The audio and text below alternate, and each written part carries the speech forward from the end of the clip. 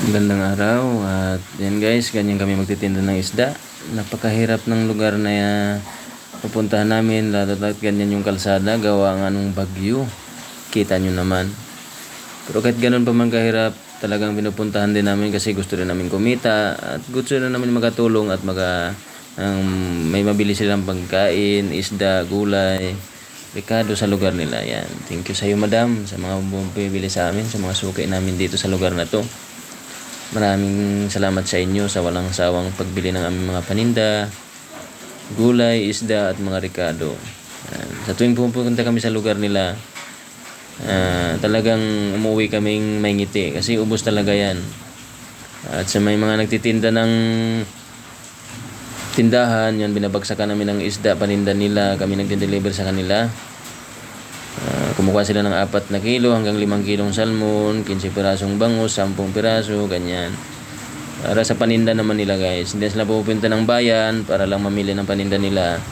Kami na nagde-deliver sa kanila. Yan. Maraming salamat sa inyo. Madam, sir, ading, auntie, uncle, sa inyong pagbili sa aming mga paninda. Walang sawa po suporta sa amin. Hangad lang din namin makatulong. Bukod sa kumikita kami, gusto rin namin makatulong na para sa kanila na hindi na sila pupunta ng bayan mismo. Ang layo ng bayan guys mula sa kanila, kaya kami na mismo pupunta sa lugar nila at titinda ng isda. Mahirap lang sa lugar na to kasi ganun nga yung kalsada nila, pero sulit naman. Kahit ganun kahirap, sulit naman yung pagpunta namin at pagtitinda sa lugar na to. Medyo mahirap na masaya kasi andun yung kailangan mong gumising ng maaga, puyat, pagod. Yan. Thank you sa auntie sa mga pagbili ng aming mga isda at Ricardo, gulay, kamatis, sibuyas, luya, sitaw, sari-saring gulay. Si auntie bumili ng yellowfin. Gusto niyang, ang problema daw, di niya alam kung paano lutuin. Baka daw mangangati siya. Sabi ko, sa buslugan lang yun, auntie, tulingan. Talagang kailangan taranggalin yung buntot at nandun na nga yung nangangati, allergy pagka ganun. Yellowfin po yan, auntie. Walang problema yan, auntie, kahit anong luto niyan. Masarap. Bukod sa mahal, pero sulit naman. Thank you, auntie, sa pagbili mo. Shout out sa iyo. Yan lang guys. Mahirap ng lugar na to, gawa nga ng sa kalsada nila, pero masaya, mabait ang mga tao dito, mga customer. Minsan naman nakasalamuha ka ng customer na siyempre ganun talaga, merong kanya-kanya ugali ng tao. Hindi mo masabi na mabait, merong hindi magaspang ugali, ganyan talaga, kanya-kanya ugali nga, ika nga. Yan. Shout out sa iyo madam at maraming salamat sa pagbili ng paninda namin.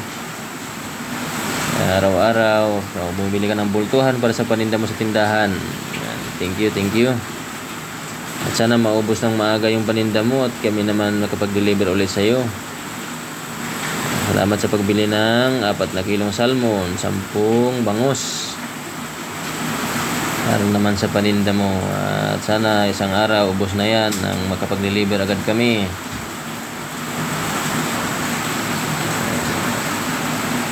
Para kami naman ay pupunta sa lugar nyo every next day, every Sunday, ganyan. Sunday, Friday, Monday, Merkulis. Thank you sa inyo. Ay sa auntie, ma'am, thank you. Maraming salamat. Ayun na guys. Ganun lang buhay mangingisda. Masarap na mahirap. Kumikita ka, sakto lang, pero masaya naman. Nakakatulong ka din sa komunidad ng malayo sa bayan. Siyempre, ilang kilometro mula sa kanila. Kailangan nilang masahin ng ang jeep dito guys. Halos 2 beses lang biyahe isang araw.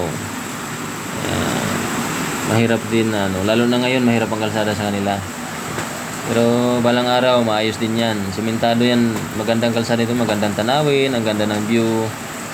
Kaso ngayon, dahil sa bagyo, nagkaganyan sila. Na ganun yung kalsada nila. Pero mababalik din yan guys. Babalik sa dati. Thank you for watching. Magandang araw sa inyo.